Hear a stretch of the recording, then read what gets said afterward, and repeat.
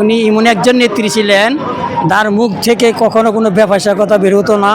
জাতি এবং দেশের জন্য উনি চিন্তা করতেন। তিনি কখনোই অন্যায়ের বিরুদ্ধে কখনো আপোষ করেননি। এর জন্য তাকে আপনিষ্ঠ নেত্রী বলা হয়। এটা সারা দেশবাসী তাকে এই উপাধিতেই বলা হয়। আজকের এই জানাজা দেখে বোঝা যাচ্ছে যে ওনার কতটা জনপ্রিয়তা ছিল, উনি কতটা জনপ্রিয় ছিলেন। দেশ মাটির জন্য কত কিছু তিনি বিসর্জন দিয়ে গেছেন। আর আমি আমার নিজেকে সৌভাগ্যবান মনে করছি এই কারণে, ওনার যে স্বামী ছিলেন স্বাধীনতার ঘোষক শহীদ রাষ্ট্রপতি জিয়াউর রহমান, ওনারও জানাজা হয়েছিল। ওনার জানাজা আমি অংশগ্রহণ করেছিলাম এবং তার ছেলে যে কোকো, ওনার জানাজা আমি অংশগ্রহণ করেছি। যিনি তিনবারের প্রধানমন্ত্রী ছিলেন এবং দেশনেত্রী নামে খ্যাতি ছিলেন, যার জনপ্রিয়তা সকলের শীর্ষে ছিলেন। উনি এমন একজন নেত্রী ছিলেন, তার মুখ থেকে কখনো কোনো বেফাঁসা কথা বের হতো না। জাতি এবং দেশের জন্য উনি চিন্তা করতেন এবং দেশ ছেড়ে কখনো যেতে চান নাই। দেশকে তার মাতৃ মনে করে, দেশকে ভালোবেসে, দেশের মায়া তিনি কখনো দেশের বাইরে তার কোনো একটাই ছিল না। তার এই মৃত্যুতে সারা দেশবাসী, সারা দুনিয়াব্যাপী আমরা শোকাহত এবং তার এই জানাজা দেওয়ার জন্য আজকে আমরা এখানে হাজির হয়েছি।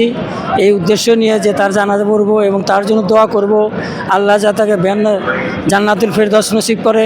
এবং সকলের কাছে অনুরোধ থাকবে যেন তাকে নিয়ে কোনো বাজে কথা কেউ যাতে না বলে। সারা দেশের জন্য উনি জীবন প্রাণ উৎসর্গ করে দিয়েছেন এবং এক সময় কোনো ফ্যাসিস্ট সরকার তাকে হত্যা করার জন্য অনেক চেষ্টা করেছিল। আল্লাহ পাকের অশেষ কৃপায়, আল্লাহর রহমতে সুশৃঙ্খলভাবে আজকে তার এই মৃত্যুটাকে আমরা বরণ করে নিয়ে তার এই জানাজা অংশগ্রহণ করতে এসেছি। এবং নানা ডিস্ট্রিক্ট থেকে, নানা জেলা থেকে, সকল পর্যায়ে দলমত নির্বিশেষে সকল অঞ্চল থেকে লোক সমাবেত হচ্ছে, যাকে মানুষকে বলা হয় মানুষের বন্যা, মানুষের দল। আর আমি আমার নিজেকে সৌভাগ্যবান মনে করছি এই কারণে, ওনার যে স্বামী ছিলেন স্বাধীনতার ঘোষক শহীদ রাষ্ট্রপতি জিয়াউর রহমান, ওনারও জানাজা হয়েছিল। ওনার জানাজা আমি অংশগ্রহণ করেছিলাম এবং তার ছেলে যে কোকো, ওনার জানাজা আমি অংশগ্রহণ করেছি। এবং আজকে দেশনেত্রী, যার কথা বললে চোখ দিয়ে জল পানি এসে পড়ে, ওনার জানাজা অংশগ্রহণ করতে পেরে নিজেকে খুব ধন্যবাদ মনে করছি।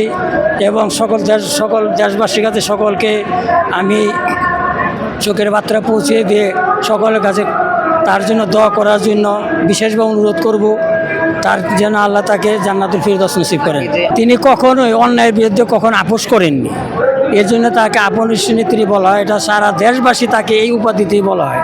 এবং তার স্বামীকে শহীদ রাষ্ট্রপতি জিয়াউর রহমান বলা হয়, যিনি এই দেশকে স্বাধীন করার জন্য নিজে সেনানী থাকার বড় স্বাধীনতার ঘোষণা দিয়েছিলেন, যেটা কেউ সাহস পায়নি, উনি সেটাই করেছিলেন।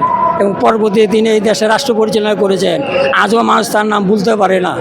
এই যে নয়, মুখে মুখে এটা থেকে আজকের এই জানাজা দেখে বোঝা যাচ্ছে যে ওনার কতটা জনপ্রিয়তা ছিল, উনি কতটা জনপ্রিয় ছিলেন।